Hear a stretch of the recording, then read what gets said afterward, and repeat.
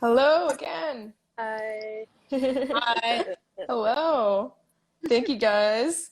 Thanks for having us. Of course. For everyone watching, I'm talking to Amber Elison and Yıldız Güventürk about their piece Liminal Habit, which is on view at Hopkins Hall's virtual gallery through July 24th.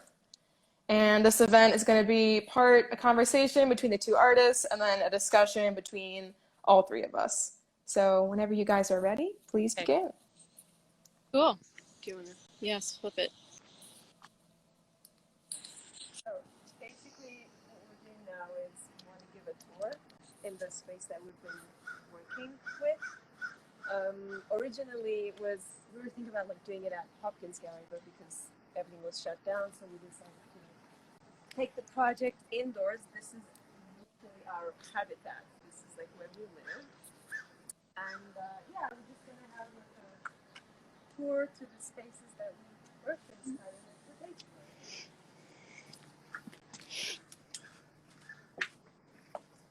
This place gives me Speak a little louder. This place gives me chills. So just so y'all know, can you hear me, Genevieve? Yep. Mm-hmm. Okay. The basement, we've done a lot of filming down here, but we haven't finished our editing process for the basement, so we didn't include it in this particular show. But we kind of just wanted to show you that the kind of some of the other spaces we're working with. Awesome. How it feels like and what it kind of looks like. And basements are interesting spaces.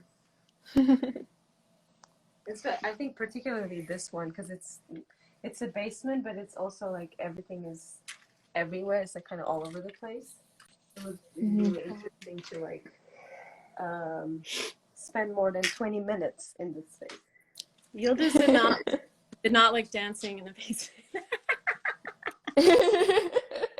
Valid. The other thing that's kind of interesting about this space is that it's changing a lot right now. This whole house is kind of changing a lot right now. So they're covering over a lot of these surfaces that we worked with. So you can see down here, there's lots of cracking and all of that, but then they're kind of, working over it. And Yıldız actually did a lot of stuff with movement with this wall. And so it's just interesting to see it kind of shift and change and to come down here and to experience it as it's sort of in process too. Yeah, I like that. Looking at it, I'm even seeing things that we didn't see when we were actually filming it. So from basement we go up to the first floor. Yeah. This is the stairs that goes up to the bottom floor of the whole building. Spooky. And there we are. So I moved into this whole bottom floor. Folks are going to be moving in here soon. But when I moved in here since last August, when I first moved into the upstairs apartment, this whole space has been empty the whole time. But the landlord sort of has told me I can use the key and come in. So it's kind of a space that I've used at different times. And since the stay-at-home order and all that, since Yıldız moved in, we wanted to, I guess, start working with what was what we had and where we were, what was close. And so we decided to go ahead and work with the interior space of where we're living. But luckily, we have access to every floor of the house right now. So this is just the first floor. This is the main floor that we did for this particular show. This right there, this was I keep going back to this because I just love the whole, this actually with the blinds, and this corner felt a little, literally, KJ, I don't know if you're watching this, she knows, kitchen is it's for, especially for movement people, kitchen is like a nice space to dance because like you have this like floor space and even when you like do stuff like you just, you know, there's always like space to move around. This was particularly, this corner felt like a really special corner, I think, to me. I loved like just hanging out there.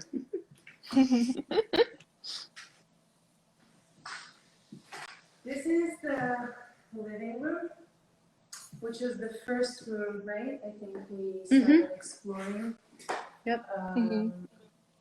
Quite like spacious, and also nails were like, it's really like present in the video too. Like the nails were kind of like the trademark, I felt like, of the space, and we played a lot with them. And just like the light also was pretty interesting, I think, in here. And this little guy here was so interesting.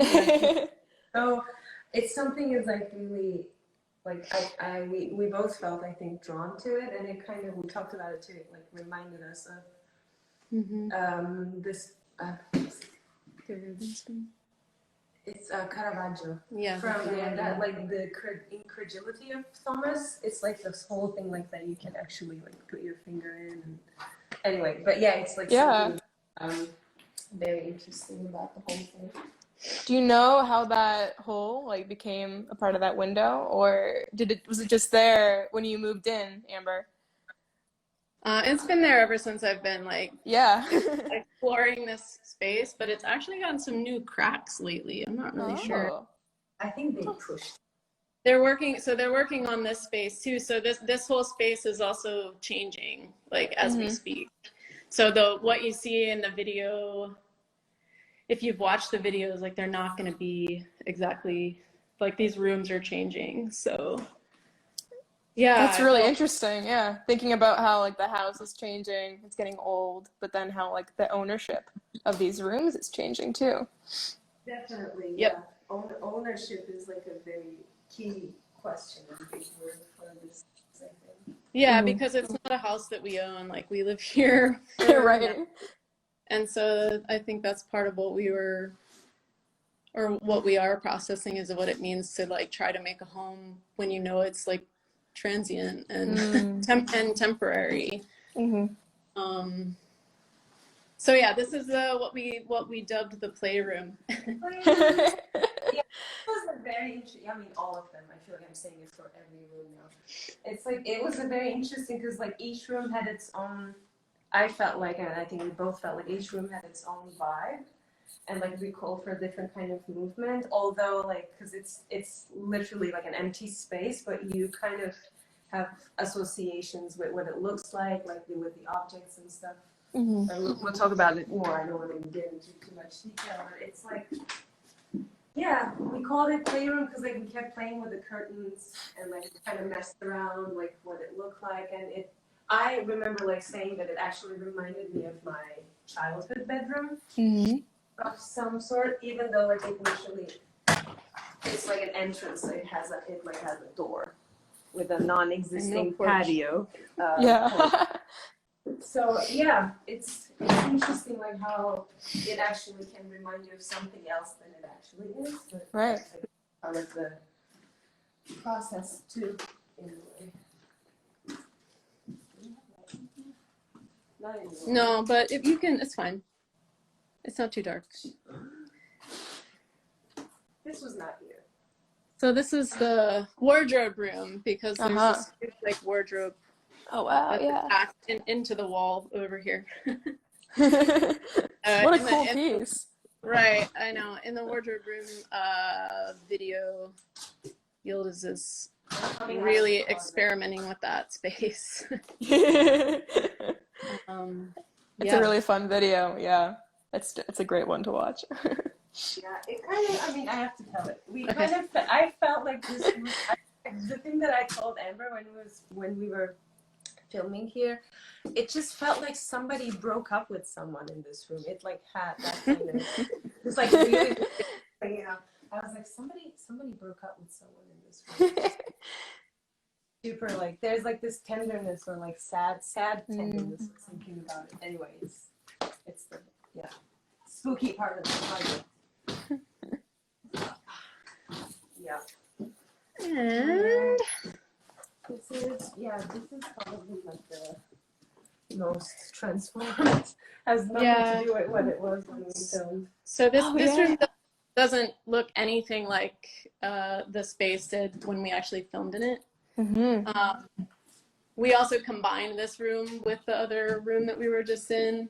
So this room had like big columns and shelving and a lot of like interior work, but that's all been stripped because they're gonna be putting up new walls and stuff. So right now it's actually really interesting because all the walls, you can see all the different layers. Yeah. So we've been exploring that a little bit, but that's super cool. Yeah, wow. Do you know how old the house is?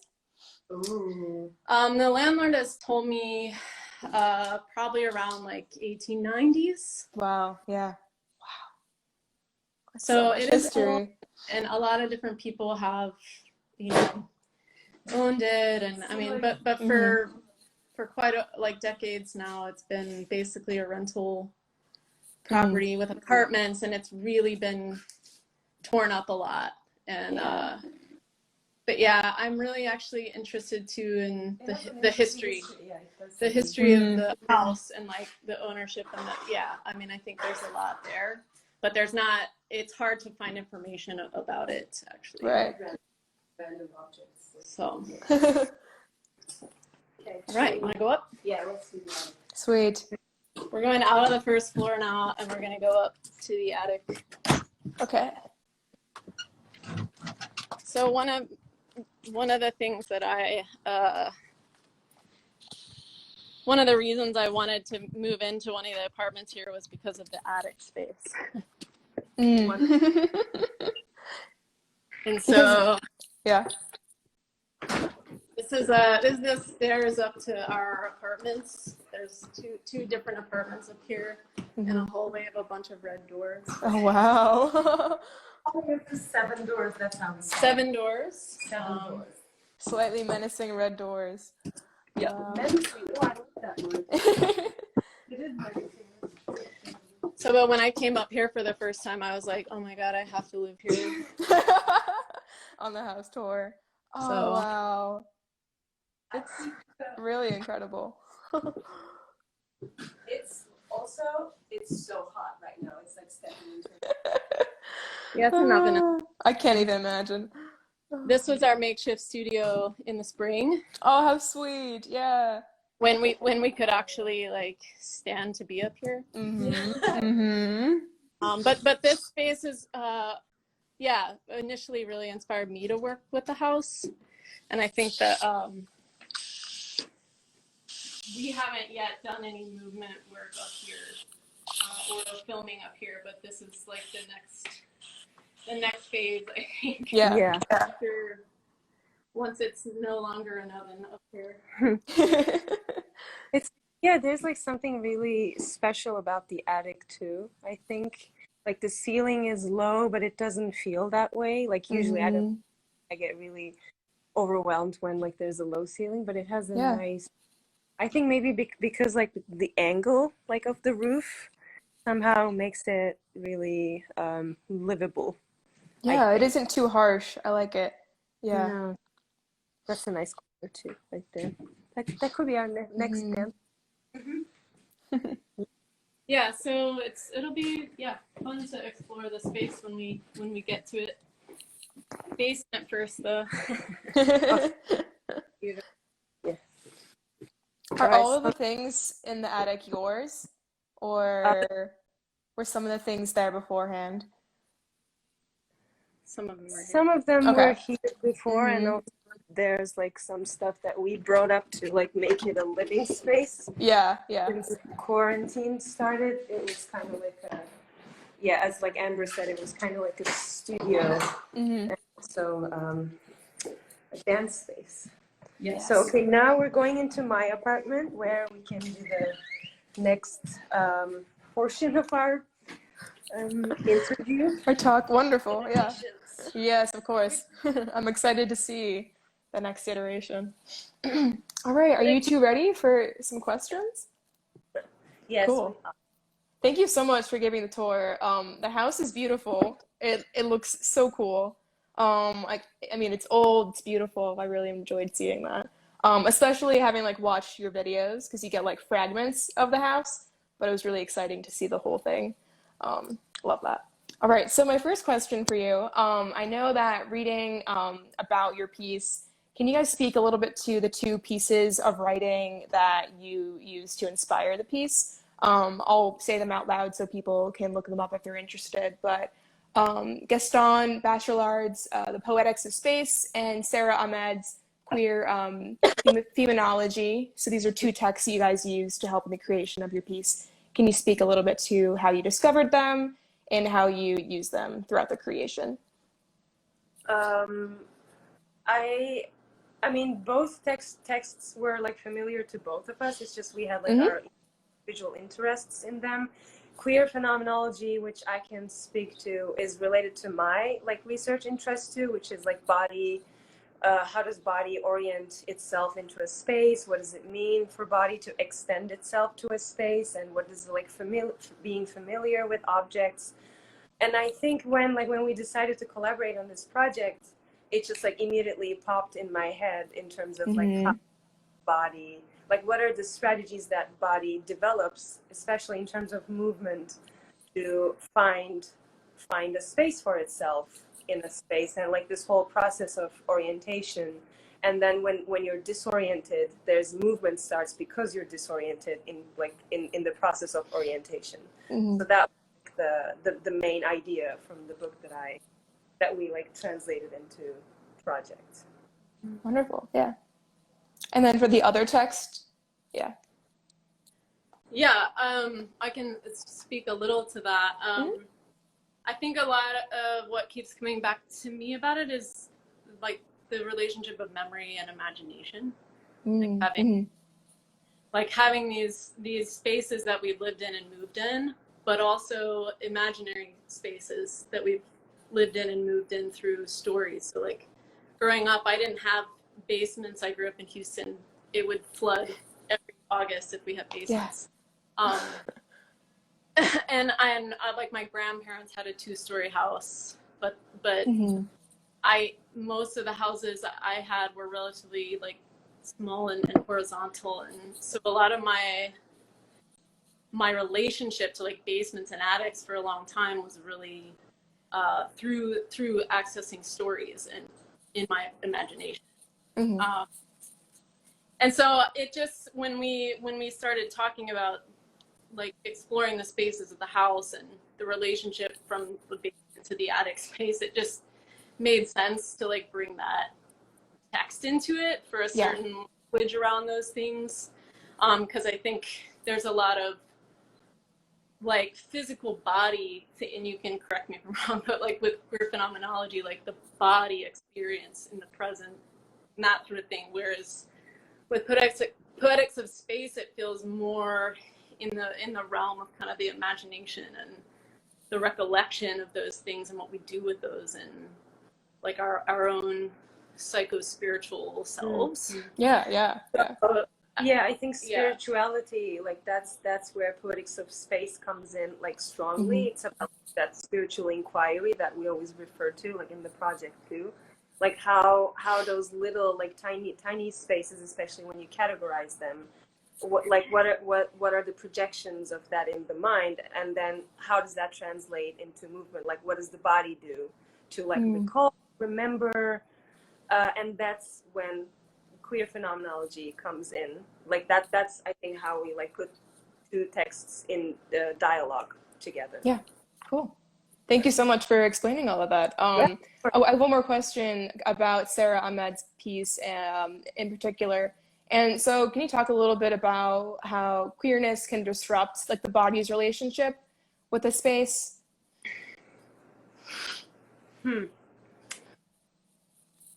Yes. Take your time. No, it's a beautiful question, and I'm happy you asked that. I think like we kind of developed, I mean, like the whole idea about queer and like what is queer, queerness, I tend to see it a little bit broader than like as a bodily orientation or like sexual orientation. It's like, in a way, I see something queer when it's not in the way that it's supposed to be. So when we think about like how does the body extend to a space in a way that it's not, when it extends into space, not necessarily how it's used to or how it's taught to, trained to. And this is like, of course, compared to like straight line. So, and that's when like queer comes in. And I think it just opens up like disruption, maybe a little bit of, I guess it is a disruption to a straightness, like straight way of finding your body in a space. So I would say it just opens up possibilities. And then, because like when you have to extend your body into a space, you just try everything. If that's something that you want to do, you either walk away or like you find a way to make it work. Yeah. And I think that's the like queer possibilities, that the book talks about that too. I think that's how it plays into the project, like that, how we try, experimenting the corners and like upside down, like when we talked about, it's not necessarily like, how you do those things if the house was furnished, Yeah, so the interesting thing about working downstairs and on that first floor is that it's an unfurnished space, so it's open to a lot of interpretation, but I do feel like it has a lot of I guess connotations.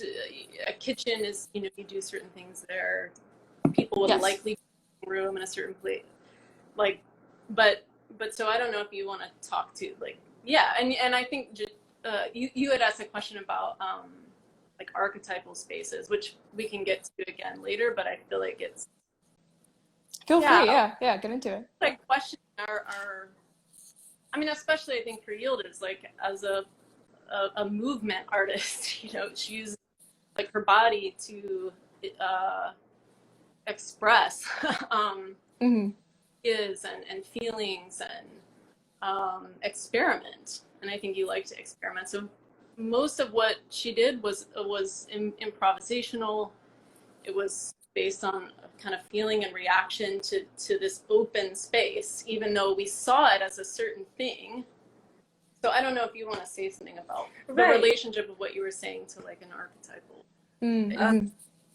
Yeah, it's like, because when we were like doing the tour downstairs, we have like that reaction of like categorizing things. Like that's how we know things, right? Like we see space and then we immediately start like putting connotations, or because we want to make it ours, we want to be familiar and understand. Right, and understand, because like the unknown is like, ooh, too scary, which is normal. And then like the whole process of orienting is getting to know the space, and the more familiar, the easier it is to orient and then like settle down.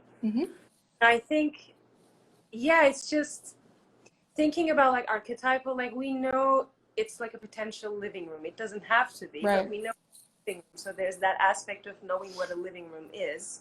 And then you start moving in that way, like what it could look like, where it could go. But you also, because it's archetypal, but it's not in its full potential yet, because it's empty, like there are no furniture, so it's technically not a living room. It could be, but it's not. So it opens up this like new possibilities of making that space your own before it becomes a living room. So that's like the like pre-archetypal, maybe, like I say. And that's like, it's just you basically feel like you're in your childhood mind. You can do a handstand, you can just like rub your back to the corners, or like you can jump on the fireplace. Fireplace, or it used to be a fireplace, but so, I think that's like that's the beauty part of it. Completely, yeah. It's interesting too that it's a part of what we were exploring in it is, experience of being so transient and in between so often in our personal experiences. And I think learning how to live with that somehow, but that the space itself kind of reflects that, because it has been lived in. It's not being lived in now, but it's going to be lived in. And there was something interesting to me about that. It's not an unlived in space. It's not lived in right now, but it holds all of that, and it's been holding that for a long time. And I can only assume that they're like, without knowing the specific histories of it yet, that there's a lot of dark things about it too. A lot of different kinds of things and experiences and relationships and ways of being have come and gone. Definitely. Yeah, over the past 130 years, like most definitely. Yeah. And I think it's kind of beautiful that since it isn't like a lived in space, but you guys have been in the house for so long, because of quarantine, you were able to interact with it like in a very different way, that because you weren't living there, but you were using it and you were making art there. So I think that relationship in itself is I really would cool. say that's even more intimate, I think. I mean, it's just my instinct, because I don't know. I've lived as a person more than I danced in this place, so, like, or moved in an untraditional, like unconventional way. But I think it creates, like, again, I'm gonna like tie it back to queerness, because it's a queer way of like relating to a space. It somehow it becomes more intimate, I think, and that's pretty special. Yeah, no, I totally agree. Thank you guys for that. I have a question, just gonna change gears a little bit, but mention the archetypal ideals that Amber mentioned earlier. But I think a question you guys wrote in your artist statement was that you're questioning how archetypal spaces affect us. So how would you define archetypal spaces in your own words? Maybe you can share some examples from your own life. And then also, do you think that our knowledge of what a space is, like archetypally, affects the way in which we interact with that space? Yes. Do you have something to say right now? No, I'm still like processing, so if I kind of want to talk about the first question. Can you repeat it though? Yeah. Real quick? How do archetypal spaces affect us? And do you want the other fragment as well? Yes. Okay, how would you define archetypal spaces? Maybe share some examples from your own life. Well, my personal experience, I mean, I've lived in so many different places. I think I lived in 7 or 8 different places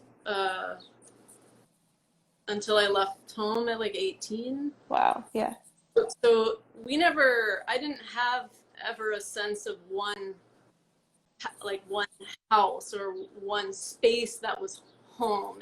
It was always kind of changing and shifting. I like a couple of extended family members had like their homes, but I think that experience probably in some ways lends itself to the imagining, and I think that, I mean, I would assume that's relatively common, but the imagining of what a space is, like assuming, oh, this space does this and this space does that, even if they don't all look the same.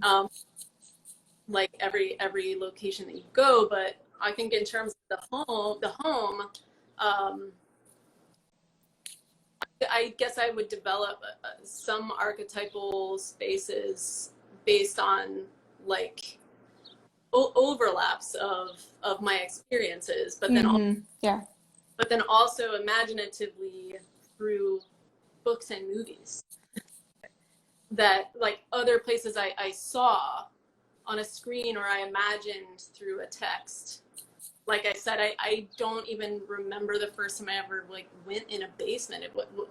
Probably visiting someone at some point, yeah, but it was not a normal, like a regular experience. Yeah. And an attic space wasn't really that either.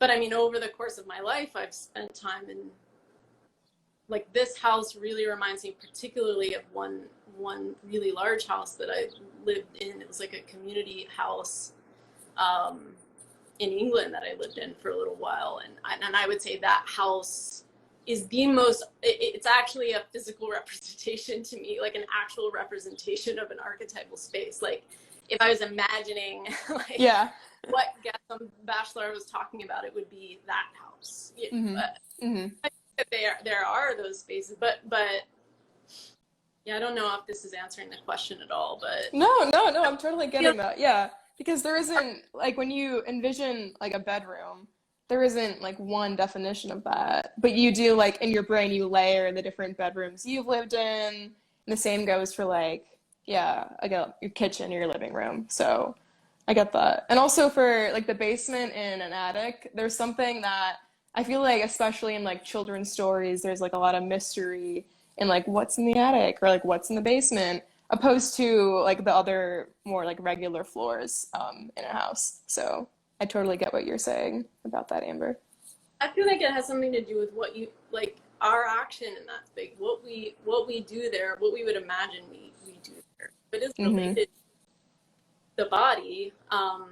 But to me, an archetypal space is more of an imaginative, right? Imagined space. Yeah. Good stuff. Oh, Do you want to add some more? Yeah, go ahead. I just thought about it. Just kitchen came to my mind for some reason. I was always like, kitchen has been really important to me. Even like it's cozier than a living room. I love spending time in the kitchen.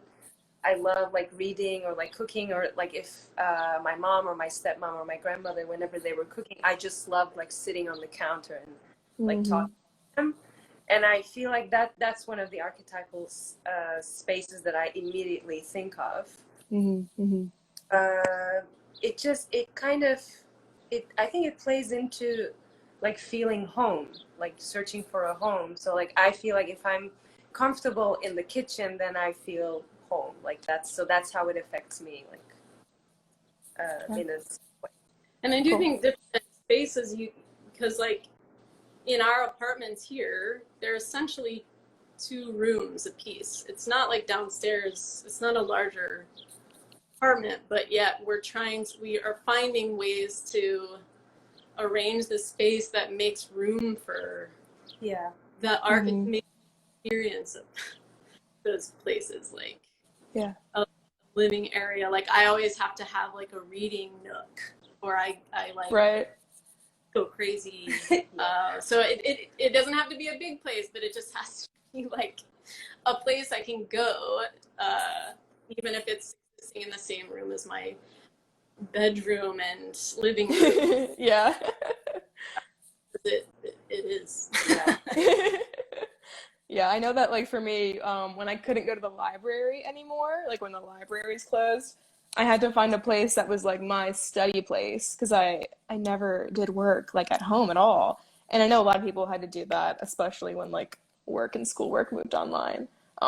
So yeah, I think the time we're living in right now is a very it's like it aligns so well with like what you're exploring in your piece.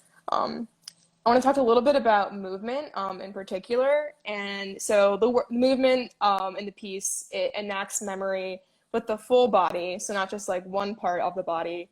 So how do you go about translating like a psychological phenomenon into movement? And how does this movement transform or ingrain like your memories of a space? You can talk like in particular about the house that you're in, or just in general. It's like I love that question. It's like my gut is tickling. Like when you have like so. It's. I mean, when like you said, psychological phenomenon and translating that into movement, right? And I think I don't think those two are necessarily different, but it's not to say that yes, there's a translation happening, definitely. But I think the psychological phenomenon, whatever it is that you've been through, the memory that you have, it affects the way your body moves, not necessarily in terms of dancing, like professionally dancing or like moving to dance, but it changes your posture, like it it actually, like most of the time, I think it changes your body forever. Like when you go through something really like a powerful experience. So it's already there, like the psychological phenomenon is already translated into body. It's like, because that's how it, like you live through this body. But when you intentionally start moving, like when it's on the level of art making, I think there's this other layer of intentionality in the way you move. So there's this training that, like the way you move, like you have some sort of habits or a training that you went through, so your body knows how to move in a certain way. But when you like tap into that psychological phenomenon, it's like, I think it happens on a level of awareness, and I don't think, and you have it as a sensation like in the body while you do it, and then I don't think you know what it looks like until you see it from outside, which is like the video, and then there's another, it's like multi-layered kind of translation, I think, but it's super, super interesting. And again, I think it's very intimate. It's like having an intimacy with yourself in a particular space. Like highly choreographed. I think, no, I are you saying if it's different? If it's choreography? Yeah, somehow the improv, I don't know, it's embodied in a different way. Like it's more non-linear, maybe? For sure, because like I think within the improv, you're exploring it. Like, yes, you know, you have the knowledge in the body, like the move, and like you have the information in the background, but like the movement just comes out in the yeah, that's like improv 101. Like that's how it happens. Versus, but like, because we did use like most of the movement was improv based, but I remember like there was one like when I showed that corner in the kitchen, like I knew exactly that I wanted to do a certain phrase that I had in my body from something else. I was like, okay, I'm like, I don't need, it almost felt like I don't need to explore, or maybe some other time, but like right now I know I want to do that phrase because like compositionally it just made sense in my mind. So I think that was like another way of translating what that space tells me. It like matched with the phrase that I already had in my mind and in my body. So in a way, did you feel like so for that space in particular, like you understood it and you wanted to explore it more, and you knew that initially. Did you find yourself like getting to that similar like understanding, like an attachment to a space when you did movement in other areas of the house? Like now, like when you walk around like the house, like do you attach like certain memories to where you did certain movements? Definitely. Yeah. Yeah. It's like I remember like the nail just like stood out to me when we were like going around, and also like I remember being on the fireplace because that was like it just called for it, and I immediately remember that. Yeah. And like the whole, because I think like we kind of touched upon it a little bit. Like I think it's like the residues, like the memory of the memory, which is Yes. Yeah, but definitely it does stick with you. Cool. I think touch, like personally, because that's something that it's kind of an impulse that I have is if there's some emotion or past experience that's being evoked by a texture, a surface, or a corner, or you know, I have the impulse to touch it because it's somehow like, I think, it's like it's kind of a grounding. That somehow the act of, so for me, I'm thinking of movement in that sense of the act of bringing it to now, my present, that the contact somehow allows me to make space for it now in a different way. I think I can probably do that to some extent with just my imagination, but there's something about actually the physical like contact. So I think I'm exploring a space intentionally. there's a lot of that going on. And I think it's usually like a tender thing for me, because usually when I have the impulse to do that, it's conjuring a complex memory. It's not necessarily a good or bad, it's more like some things happened in the past, and sometimes maybe I can name it, sometimes maybe I can't, but I just want to hold it there.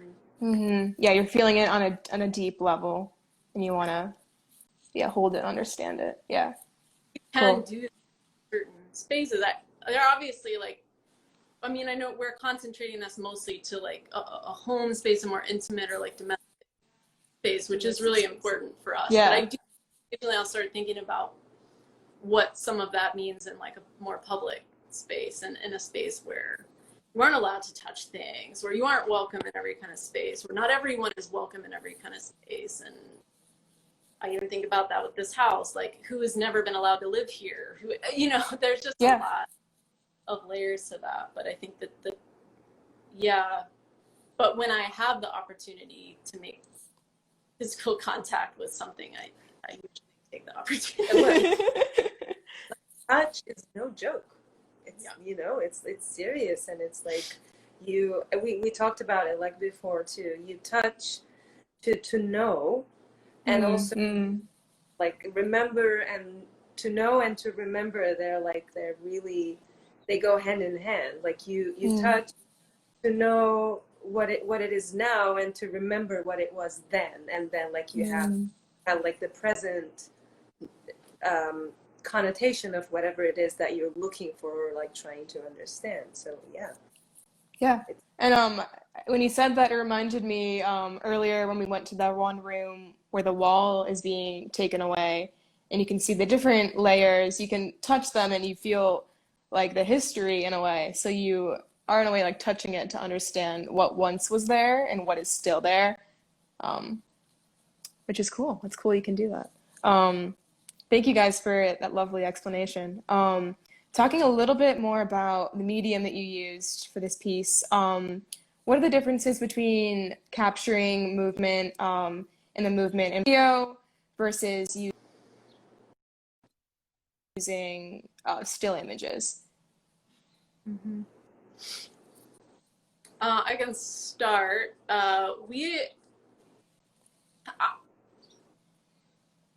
We have taken some still images down there, but we really did focus more in the end on the moving image. And for me, it's a newer exploration. I've mostly done still image work before. Yeah.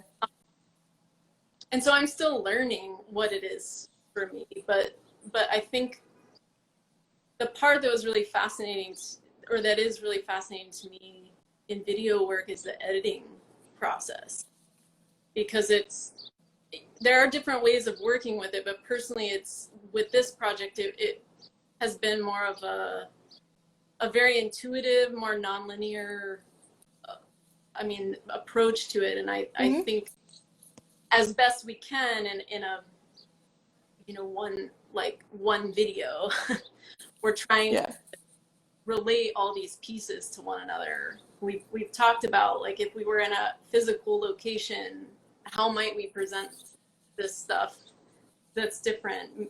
We might project things and overlap projectors, or just play the video clips themselves, without any kind of like editing layers. But I think because of the format that we were given for online, I thought it was an interesting, I guess, obstruction or restriction to figure out, okay, well, how can we try to experiment with that in a way that is giving some kind of emotional resonance to what we were trying to do. And so for me, I think editing the videos it's a whole experience in and of itself, to work with bringing images in and taking them away, and layering them on top of each other, or not, or when did they overlap, or when did they not, like fade in, fade out. Just different ways of working with editing software. It kind of works for me it's similar to my imagination, what my imagination does with my memories. Yeah. Oh, yeah. They're not like memory, I think, is one way of saying it for me, is something that's happened to me that I'm remembering, or something I've done that I'm remembering. But imagination is how we work with it and what we do with it and how we make meaning from it. So I feel like the video editing is really like part of that imaginative work. Gotcha. Yeah. That's very beautifully said. Yeah. Do you want to add something?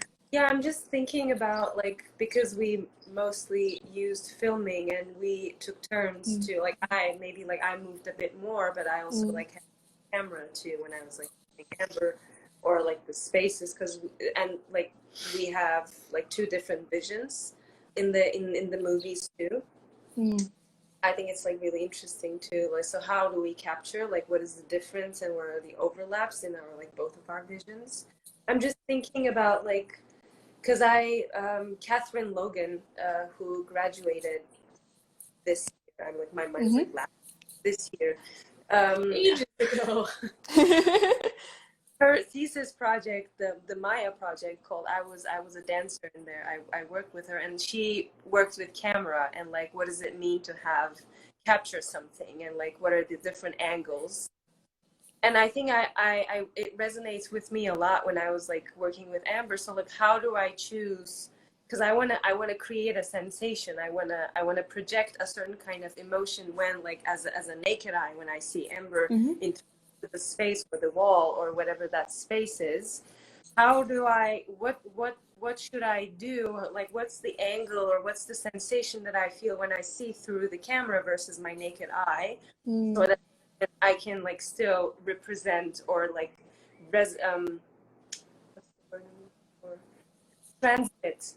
transmit that sensation that I am, like, as a person living. And I think video can, like, a photography too, and, like, we did experiment with that a little bit. We didn't include it in this iteration, but I think there's a huge power in, like, framing something. And I think, although this is I feel like we have different views. I have a very, like, weird relationship with, like, capturing something, because I'm a dancer. But it's like, so when you because I feel like you capture the moment, like, you see the moment, but also it becomes something else. Like, it's just it's like a transmission, a representation of what you actually experienced. But it's like, I think I draw that line, like, what I experience is something else, and what I have captured and what's seen is something else. They might have overlaps, but they're not the same thing. So that's why I have a little bit of, like, argument in my head with camera and movement and capturing a moment. But don't you also, because you said in the moment, though, it steals your. Yeah. You don't have to say that, but that, to me, it's important, like, what's happening in the moment, right, and in the recollection of that, and then there's something that you can engage with later on that is obviously cannot represent fully your embodied like experience. No, but taking an image, depending on our intentions, I think. Go ahead. It's just like my thing with photography and, like, filming. I love the, like, full disclosure, I love them. It's just like I like languages. Yes, it's like I think, but it's also, I think it's a personal phase too. Sometimes I just feel like it can get mistaken by what you actually, like, when you go back to a photo, or when you watch something, you watch because you want to remember, and sometimes it, like, there's this frustration that comes because whatever it is that you're watching is not what you actually felt at that moment. And I think that's where I get a little, very selfishly, angry. Yeah, okay, angry, whatever. Yes, angry. I get a little angry with that. So that's why I just want to, like, for myself and, like, for my own like artistic argument. Let's be clear. Like the photo and the movie is something else on its own, and whatever you have experienced is in your body, and it's like in your mind or whatever, you know. Sometimes because the photo and the movie like negates the experience that you had, you're like, but that's not what it was, and then like you can't find it. Anyway, it's like a whole rabbit hole, but speaking to that, it's interesting to hear you, Yıldız, talk about like, you know, using body opposed to using camera, and then Amber talking more about camera, because everyone, you know, has a different way to remember things, and our memories are different. And so for you guys, it's opposing as well. And so kind of getting on that point, I have one more question. And through still and moving images, like how does that affect your interaction with like the memory that you're recording? So kind of on the same tangent you're going on, but just thinking more about memory. Mm-hmm. Yeah, I feel like that's or like has, and I guess still is in some ways, like the love-hate or like strange relationship we have with images. Especially now, because it's like, what is a world without images anymore? I'm not sure it's something very to imagine. But I think at this point anyway, for me, it's like depending on my intention, I don't disagree with Yıldız. I think there are times when if we're just so focused on capturing an image so that we can use it for something else, then sure, like we're missing something. Or maybe a picture of something that's really because we really want to remember that moment or something, and then that it just feels like but I think for me too, though, there's a presence for me when I'm taking photos, like it's, and depending on, so I think a lot of it depends on the intention. Like if I want to look closely at something, if I want to spend time with it, I feel like it is part of the experience, in the camera in some ways it becomes an extension of your own body. And I think it is complicated. Like I used to never, I for like about a decade, I didn't take a single photograph. So it's kind of ironic that I like am interested in photography now, but no. But I don't do it all the time, and I think so when I go to do it, it's.